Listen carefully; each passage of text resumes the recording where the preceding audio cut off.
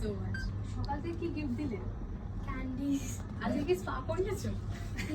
হ্যাঁ করেছো না লিটল মাস? হ্যাঁ হ্যাঁ হ্যাঁ হ্যাঁ, সেটাও হয়েছে, আসার আগে সেটাও হয়েছে। ঠিক ঠিক ঠিক। আর এই সাজটাও কি তোমারই পুরো আইডিয়া? হ্যাঁ, পুরো আইডিয়া আমি